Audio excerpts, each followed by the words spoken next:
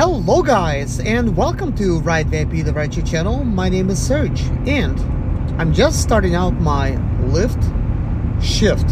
I'm currently available and starting at basically 6 p.m. But this is not what I wanted to talk to you guys today about. The thing I want to talk to you guys about is New Year's resolution.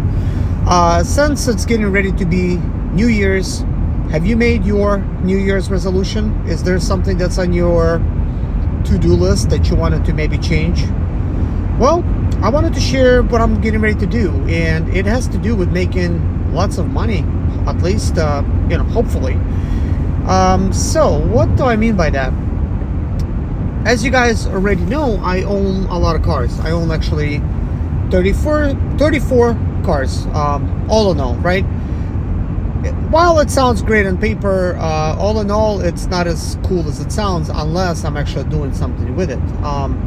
Over the years, not many years, but maybe the last 3-4 years, I've been buying up cars. I see a deal, I'll grab it. I go to auctions, I'll buy something, that kind of thing. My goal was to basically, buy, fix, flip, okay? But as you know, that's a little bit slow, at least it was for me. So anyways, with that being said, I came to realization that I need to focus on the primary income stream when it has to do with cars. While buying, fixing, and flipping may be a good idea, especially if you're just starting out, because I own many cars and most of them, they need work. The best course of action is to just part them out. Of course, parting out a car takes a lot less effort than, let's say, fixing a car. Of course, depending on what it is. Now, if you get a car that's been in a car accident and it's heavily damaged, of course, it makes a better parts car. I wish I came to this realization a little bit sooner. Than just thinking, well, this car is going to be worth a little bit more if I fix it, and then I really never get to it, and all in all, the car just sits there and basically rots away, because yes, that's going to happen. So anyways, today, instead of just thinking about it, this is what I did. I listed 17 of the cars for sale, just parts only, on Facebook Marketplace. I think this is going to be a really good option for me to just, start getting the ball rolling. I already had one person contact me, but of course, he was trying to buy 2 headlights and an airbag for just $100 from my 2013 Nissan Altima, which I thought not that desperate, so I'm not gonna do that. So what is the plan here? So the plan is this. First, I list the whole complete car with a bunch of pictures, including a 1-minute video I did for every single car. I did the descriptions, I did everything. Basically, the whole thing's listed. It's pretty much detailed. And unless I don't know if you guys know how people list cars on Facebook Marketplace, but usually for the price, people put 1, 2, 3, 4, and that's kind of like code for a parts car, but some people are still putting like $1, or some people put it in free, which is a little bit misleading because it's definitely not free and it's definitely not $1. But 1, 2, 3, 4, definitely, lets you know, yeah, something's off here. And everybody that's looking for parts, they kind of know that that's what to look for. But anyways, I just listed the cars about 2 to 3 hours ago.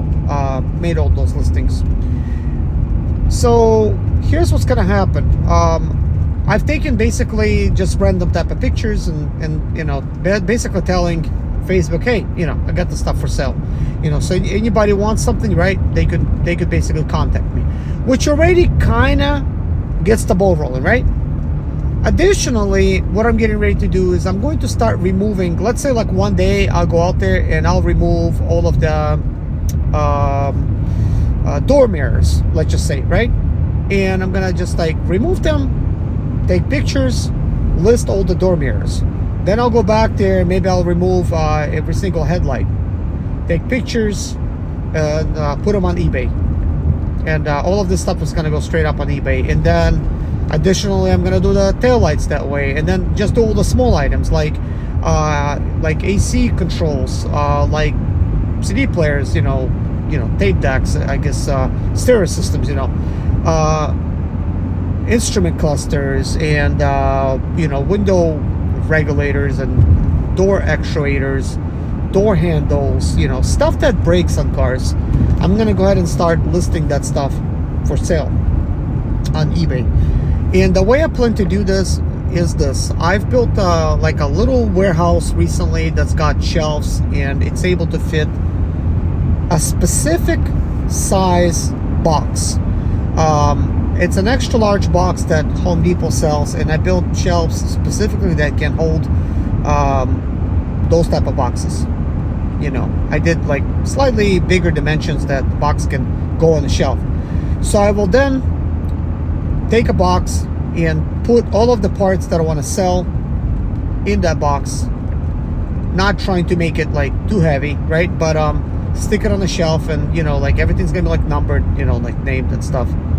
And boom, it's done. And then like every day I plan to make a box and stick a box on the shelf, or several boxes. And that way I'm gonna have like parts being listed. So essentially my goal is to leave like the bigger stuff, like doors and like windows and things of that nature, to be sold on Facebook or Craigslist.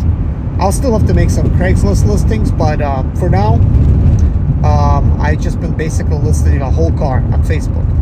And of course I could do the same thing, list a whole car on eBay and just have somebody tell me what they want. I could do that as well, so that's also a pretty good idea. But for the most part, people want pictures of everything. But I wish I would have, at the very minimal, done that. Just put a whole complete car and then just try to work at it by just removing certain things. It's just, obviously, as you know, when you're trying to sell stuff on eBay, and you're trying to take a whole car apart, not everything on that car is going to sell. So this is why the plan is to sell all of the things that are immediate wear items, and people will need a replacement for those things. So slowly but surely I'm going to like make my inventory. So when am I going to do that if I'm already driving for Lyft? Well, of course, using my daytime for those activities. So in the daytime I work on my business, and then I leave and I work maybe 6 to 8 hours, or maybe 6 to 8 hours doing Lyft or Uber. It doesn't matter, but currently I'm just doing Lyft. And then of course sleep like a normal person, or try to anyways, wake up and do it all over again until I have enough inventory built up where I could start having sales. In the meantime, I'm actually working on several projects. So like one of the projects is my 2004 Mazda RX-8. I'm working to build like my own track car out of it. So I've been basically doing work to that, and because I'm making a track car out of it, I have deleted the AC condenser, AC compressor, AC lines. So that means I could sell them, and I also will be selling steering wheel, all the interior, all of the, like a roof liner, headliner, of course, everything that's inside, from carpets to paneling, on the interior of the car, like even like AC controls and like heat, like everything, like all of those things. I'm just gonna leave a dash and an instrument cluster and center console for now, but everything else must go. And of course I'll be using the funds to then further build my project. Recently I have joined SCCA and Lemons Racing. I also plan to join NASA, which is NASA. That's another racing organization, just to, I guess, open more horizons, I guess. And I'm getting ready to get sponsored by Mazda. Turns out that Mazda will sponsor anybody that's racing a Mazda car. So that means I just need to sign up, and boom, that's done. Which will give me discount on Mazda parts, which is a good thing. A discount is already good.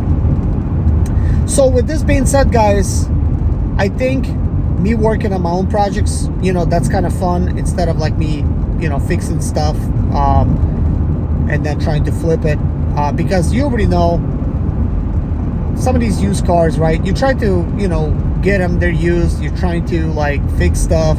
It's never going to be perfect. That means, people still going to try to beat you down on the price. A lot of time goes into fixing these cars. I just noticed this as a little example.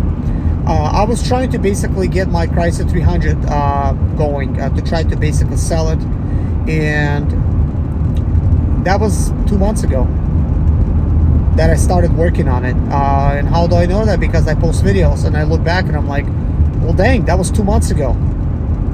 And it's still technically not done. It's not perfect because I did a paint job, not happy about the paint job. Sure, I could buff it out, but then I was driving it, something flew, hit my door, scratched up my door, and then I was parked on the parking lot.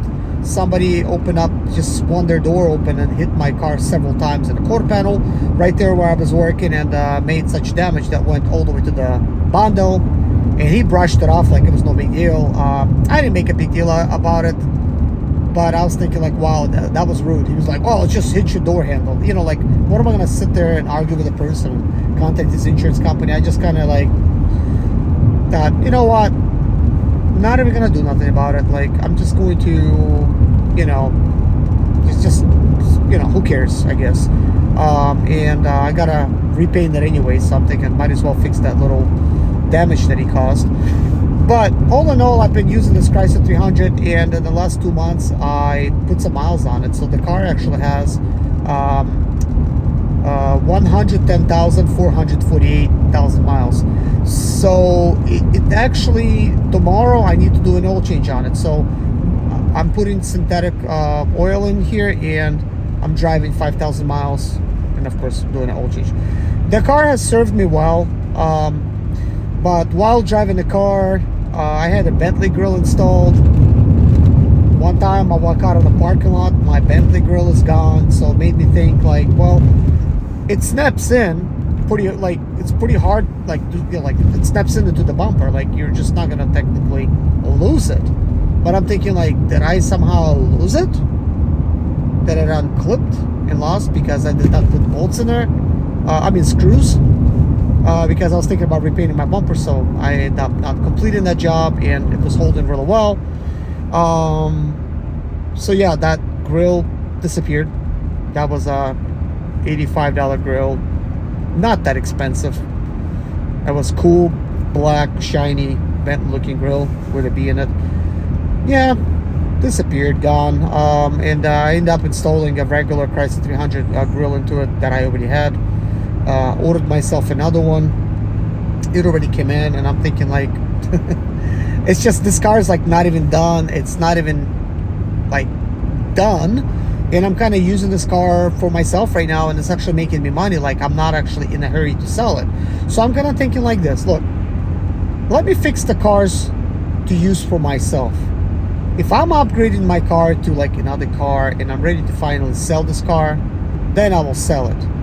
But I'm not desperate, and I'm not gonna, just take a loss on something.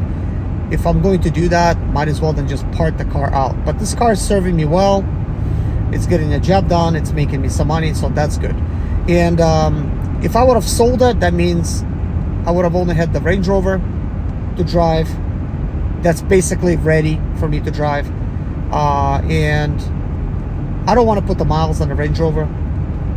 Let alone it's not that fuel efficient. At least this car is, let me see what this economy is on this car. I'm gonna go through the menu real quick. 21.5 miles per gallon. Basically mixed driving. That's not bad. Like, I mean, it's not that economical, but it's not bad. But anyways, I want to tell you guys what car I listed for sale for parts. And I'm not even trying to sell you anything. I'm not even going to include any links in here. Unless you guys are interested in something, then hit me up. But 2013 Nissan Altima, 2007 Nissan Murano, 2005 Nissan Murano, 2007 Nissan Maxima, 2010 Nissan Rogue, 2008 Nissan Rogue, 2007 Nissan Versa, 2003 Infiniti FX35, 2006 Ford Explorer, 2010 Ford Edge, 2008 Lincoln Navigator, 2003 Mercedes CLK 320, 2007 Mini Cooper. Let's see what else. And then I'm selling the interior parts from my same thing for the Mini Cooper, just interior parts, and I could sell headlights, taillights on it too, because I'm thinking about updating it. But basically selling the interior of the Mini Cooper and selling the interior of the Mazda RX-8. There's 2007 Chevy Impala, 2008 Volvo S60, probably some others that I'm forgetting because I do have a lot of cars, and some cars I'm still wondering, should I sell it, should I wait? Like, I don't know. Like, there's still, like, I have 10 Mercedes Sprinter vans. I have not listed any of those. I have a 2005 Ford F350 Super Duty box truck. I did not even list that. I could have, but I decided not to, just because. But anyways, with these cars, I think it's gonna get the ball rolling for me to be able to do what I want to do. But here's the cars that I decided not to sell currently.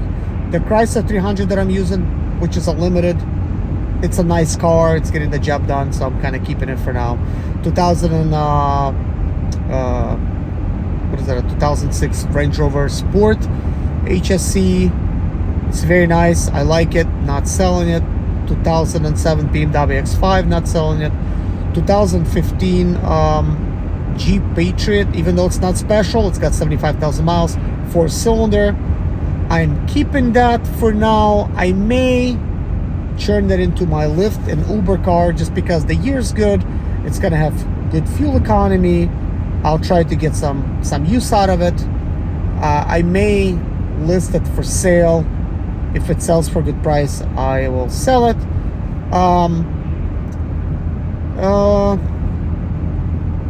Yeah, so that is that.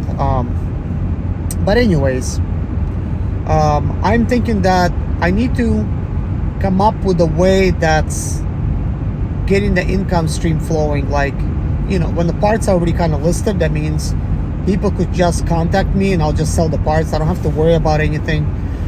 You know, just sell the parts and that's it. And this will allow me to do what I want to do with my time. Instead of fixing stuff that I want to sell, I could just focus on my race car project, because ultimately that's what I want to do. And then, of course, another update when it comes to my mobile mechanics business. My mobile mechanics van is set up. I have everything in it. Everything is good.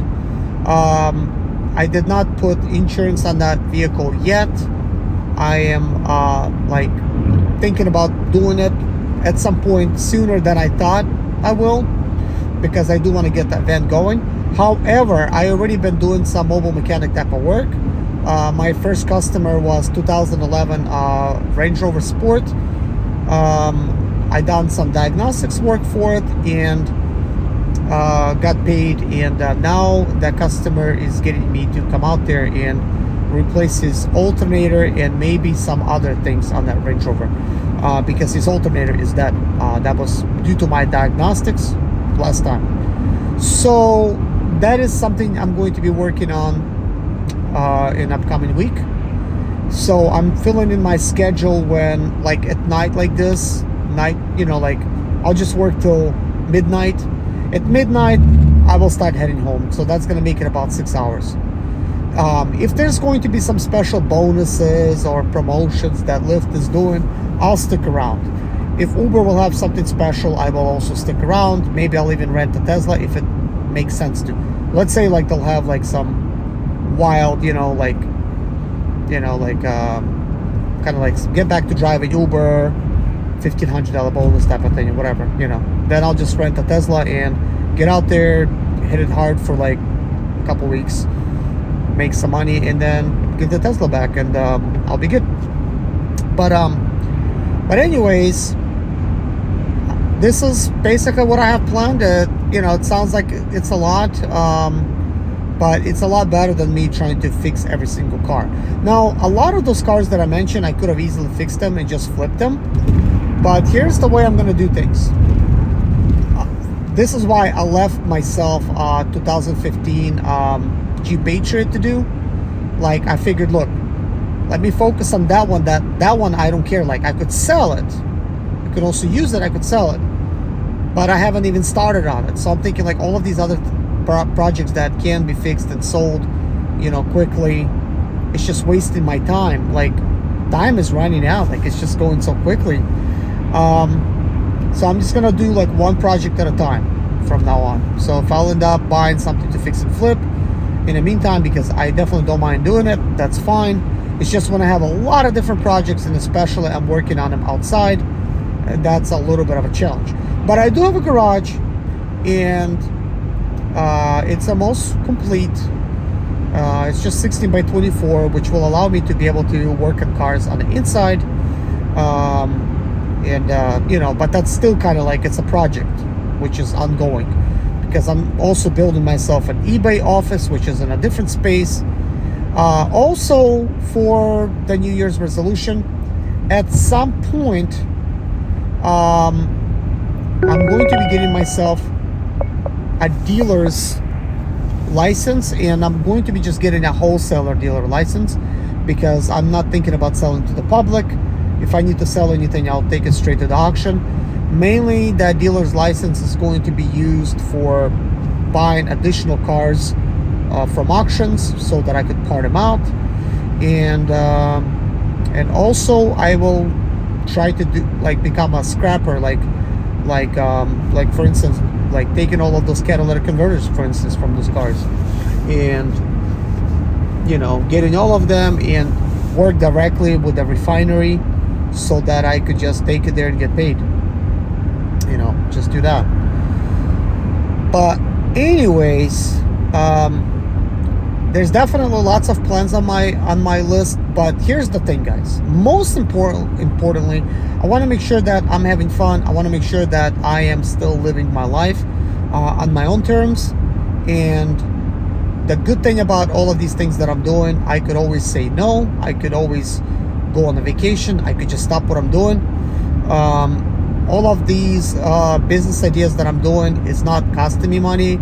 Of course, I did a investment up front, but ultimately, I don't have to really just keep paying money like every single month, if you know what I mean. So so that's a good thing. So yeah, like, I lost some time, that's fine, but parts are not going anywhere. Like, parts are still going to be sold and whatnot. So I think I'm on the right track. The jobs that I don't like is when you feel like a slave. Like, you have to work, you got to be there, you're limited to how much income you're making. And speaking of jobs, as you guys know, when I worked as a service technician, I worked there a full month. I got paid one time. They only pay 2 times a month. So I got paid in the middle of the month, and then guess what? When I quit, they didn't pay me my final check. So now it's been probably 2 months. I mean, time is kind of going quickly. So I think that's kind of rude. I mean, it's not some Joe Schmo shop where they could just decide not to pay me. There's no reason for them not to pay me. They're just making it seem like they're talking to HR, blah blah blah. But this should have never happened. They don't do checks. They do direct deposit. They just never really deposited me any more money. So it's kind of like, wow. I was making about $540 a week and still they decided to screw me over at the end. I don't even know when I'm gonna get my money. So yeah, so I'm better off just working for myself. The good thing is we have Lyft and Uber. As bad as it is sometimes with income, it's still way better than getting a normal job. I figured it out the hard way. It's a good thing that I did get that job, to be able to appreciate all of the freedom that comes with this job. You could work as long as you want and you go home. So I try to make $100, $150 and just go home. So yesterday I made $120 and I went home. That was in 6 hours. So not great, but at the same time, if I do that for 5 days, I worked less hours than, let's say, working for a company, and I made either the same or I made quite more. But the good thing is, all of the miles are tax deductible. That means